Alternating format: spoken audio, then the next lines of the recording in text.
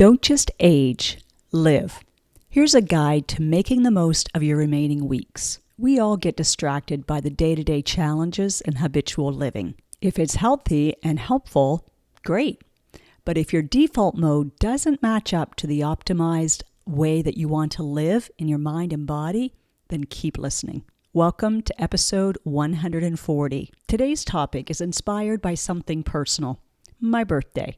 I'm pre-recording this because on my actual birthday, I'll be on the beach, I'll be hiking, and just taking some time to reflect, not only for my birthday, but in Canada, it's also the National Day of Truth and Reconciliation.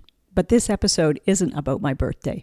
It's about something much bigger than that, and that is the way we want to live our remaining weeks. If you've ever thought about aging gracefully and wonder what that really means, whether it means that you need to just accept things for the way that they are, I want to invite you into a different perspective, because I think the truth is we don't want to just age, we want to live. We don't want to just exist, we want to thrive. This conversation is especially for you if you've started to notice some changes as you age. Things like belly fat just seeming to be there and not budging, or a decrease in your stamina, waking up and not feeling energized. Or maybe you've never had health issues before, but now in your 50s and 60s, you're finding it harder to just coast along. This episode is for anyone that wants to live with more vitality, purpose, and joy. If you're new to this podcast, I'm so glad you're here, because I know that the topics and tips will help you live a more empowered life. I'm Clarenda Price, a certified life and weight loss coach, previous nurse for 21 years, as well as a personal trainer. I help women who thrive in many areas, but still struggle with weight loss, stress eating, and decreased energy. I teach them how to make lasting changes that go beyond dieting, using simple strategies to get to the root cause of overeating and rebalance their hunger hormones, making weight loss much easier and faster.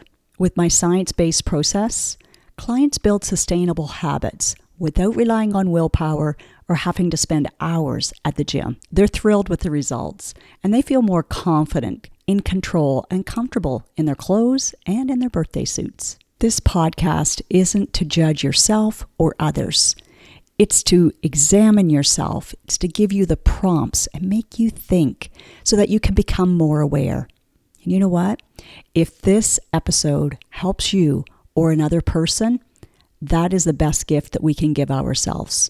Because if we can wake up ahead of time and not wait for symptoms to happen to wake us up, that is a gift. That makes this all worthwhile. Today I want to share a framework that really caught my attention and made me pause. Have you heard of the 4,000 weeks idea? That's the average human lifespan. For women, it's often longer, and of course there are other variables involved, but for now, let's just stick to this as our average. Are you ready to play with me? This is where it gets real. Choose the age you believe you'll be active until, meaning still traveling, independent mobility, and enjoying life. For me, I believe I'll be active into my 90s, doing all the things. But let's just say, to keep it simple, I'll say 91. I turned 56 today, so 91 minus 56 is 35. 35 years remaining. So times that by 52, and I have 20 weeks left to live my life fully. Now, I ask myself, how do I want to spend those years? And how do I want to feel while I'm doing those things? This is where it gets practical. So I sat down and journaled on a few of the things like, who do I want to spend more time with? What do I want more of? What do I want less of? How do I want to feel in my last decade of life? Mentally, emotionally, physically, and spiritually. What kind of legacy do I want to leave behind? What countries do I want to explore? These questions are empowering, but they also land a little differently when you're putting them against the backdrop of a certain amount of weeks. And because I know that you are probably curious as well and would like to dive a little deeper into it, I put this together into a journal prompt for you so you can actually write it down, get clear, and not use it against yourself. Use it for yourself. Use it for living out your remaining years with more purpose and intention and joy. You'll find one prompt that I didn't mention here that has a potential to expand your life and the quality of it exponentially. You'll find the link in this episode's description and use it as a starting point because you can come back to it at any point. Things may change, your priorities may change. So just keep it on hand. It's a tool that you can have in your pocket. It's a tool that you can share with others. So feel free to share this podcast or let them know about the link and share it that way. Here's the part most of us overlook. We can't enjoy those remaining weeks if we aren't in good health, if we don't have the energy and the confidence and the vitality to be fully present and active. It then becomes much harder to live out the things that we've written down. For me, that means things like weight training, clean eating, restorative sleep, navigating or reducing my stress, walks out in nature, connection time, learning, growing, stimulating my mind, and even tracking things like my bone mass and visceral fat. 2 weeks ago, I reached my goal that I had set for my birthday to get my visceral fat back down to its lowest point, which is 2. It needs to be underneath 9.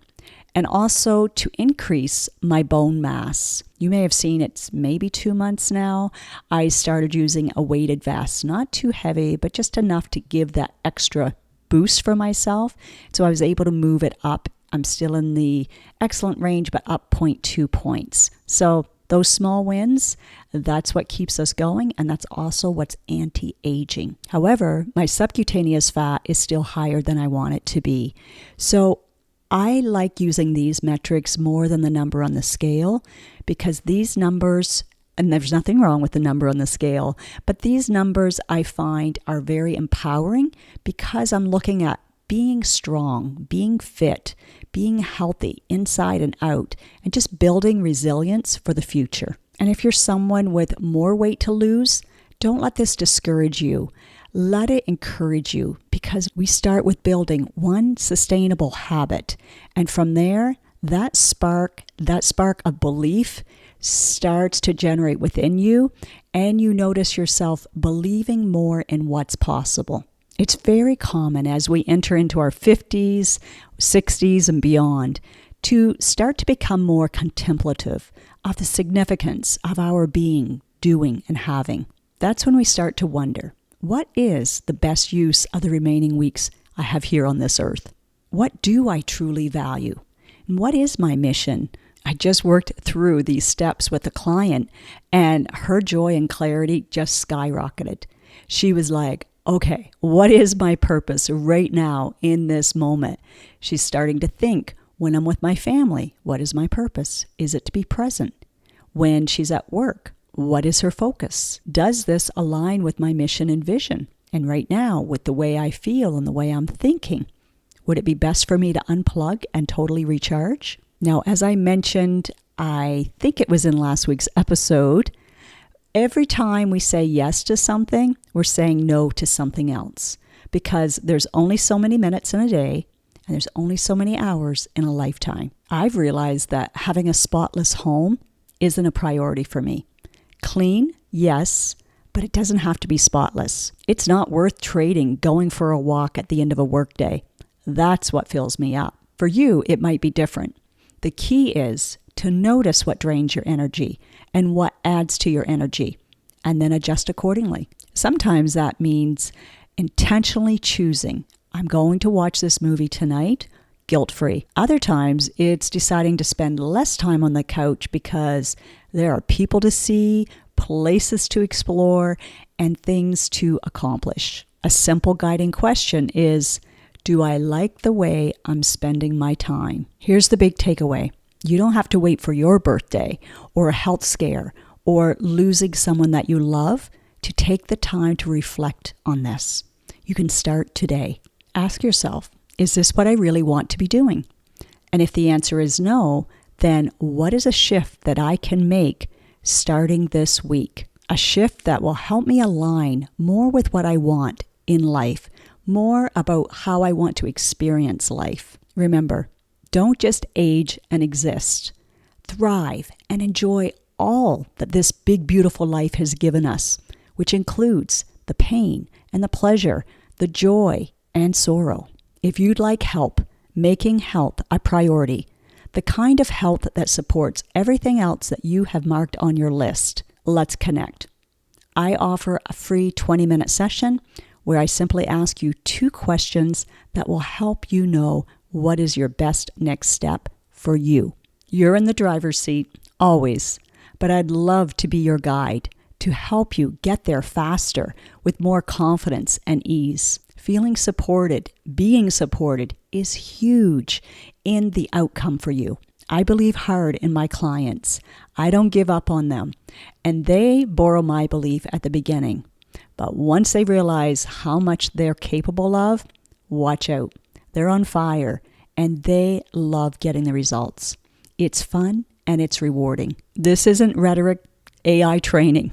It's me, Clarenda, who has similar thoughts and emotions, life experiences, and goals as you have. One of the mindset shifts is loving who you are now and not settling for what is not serving you in the long run, for what is not helping you become your healthiest self. You don't have to settle.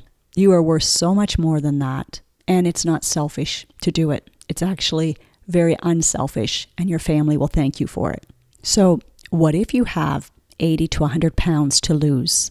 Again, as I mentioned, we would start by adding in one healthier habit, something that's going to be a needle mover to get you some momentum, to help you to start to think about things in a doable way, like this is doable, instead of thinking this is impossible for me, I'm too far gone.